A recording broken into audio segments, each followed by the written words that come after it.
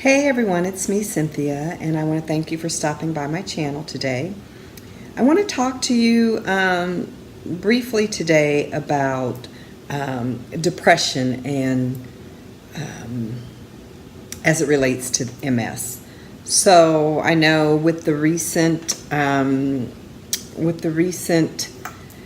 celebrity suicides, let me see, Kate Spade and Anthony Bourdain, I've been wanting to talk about this topic, and so I think it's just kind of perfect timing, so to speak.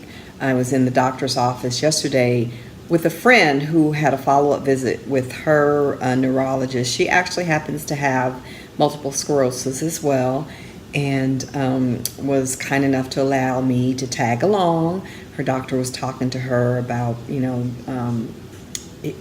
a recent therapy, a relatively new therapy that might be helpful in managing MS. But while I was sitting there, I looked around and I saw that there was a pamphlet in his office on depression and multiple sclerosis. And as I was reading it through the, flipping through the pamphlet, I saw that there was information that indicates that there is no real direct link. There's no direct link between having multiple sclerosis and depression, or even when you have a chronic disease. There are a lot of people who are dealing with chronic diseases that are happy, that seem they're living full, happy lives, and then there are people who seemingly have it all, like Kate Spade or Anthony Bourdain. Rich people, what do they have to be depressed about? Well, there is any number of reasons why they were depressed and committed suicide. So there's no, I say all that to say there's no correlation between multiple sclerosis and depression, but some of the medications that you may be on to manage your multiple sclerosis may cause depression. And I say that you may be on because I am currently on no medications. I am managing my disease holistically: diet, exercise, attitude, my crystals, non-traditional methods that are working for me. I'm not suggesting that you try that. I'm just sharing what I'm doing as a disclaimer, because I am not currently on a therapy, but I think that when I was on Rebif for shots and Tecfidera pills, and I believe that those medications do carry with it depression. They cause depression, or they intensify depression. Now, what I'm also finding is that people don't really understand the difference between depression and just kind of being sad. When I was in the military, not in the military, after I got out of the military, but overseas for the military, I used to teach suicide prevention and recognition. And what a lot of people seem to not understand, that being depressed is not that, oh, today I'm sad, I don't feel like doing anything today. Tomorrow you're fine. You were just a little sad. Depression is, they last, 2 weeks or more, right? You're having certain symptoms that last, 2 weeks or more, and it's more than just one symptom. It's like, okay, I'm a little sad. No. That's sad. That's not depression. But if you're feeling sad and empty, irritable and tearful most of the day, 2 weeks, on end, then you might be depressed. If you have a loss of interest in things that you would normally be excited about doing, then you may be depressed. If you have had a significant weight loss or a weight gain, because maybe you're an emotional eater and it's causing you to eat more and gain weight. Sleeping, the inability, to sleep, or maybe you're sleeping too much. If you're, constantly fatigued. Now, a lot of these things, we have to be careful, because a lot of these symptoms are things that are going to be associated with MS anyway. So we have to be really careful to know ourselves and know our bodies and understand whether it's something different or it's just, is it the disease?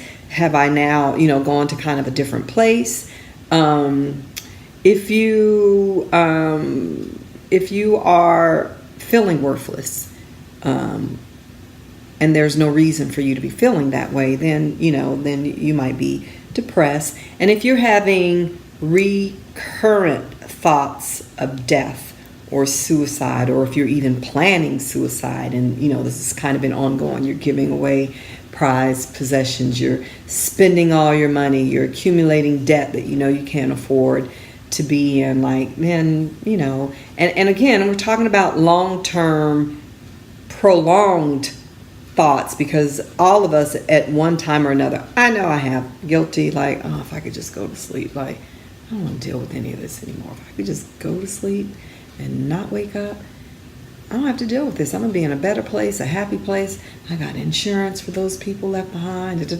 So that's not rational. That's something's wrong with that thinking there. And yeah, you might be depressed. Now, the good thing is it usually will pass. If you need medication because there's, sometimes you can't get through it without medication, then talk to your doctor and go on medication. If you need to go to therapy, I spent years in therapy. I went through my bouts of depression even before I was diagnosed with the MS, where I was in a miserable marriage. I wanted out. I was depressed because I couldn't get out. What am I doing? I'm plotting, not necessarily suicide, maybe some other stuff, but I'm going, curtains drawn, sleeping all the time. I don't want to do anything because I'm depressed. I can't get out of this funk. And that was long term. I went on medication. I went to therapy. And I think that the therapy helped. It may not be for everybody, but I'm just putting it out there as something for you to try.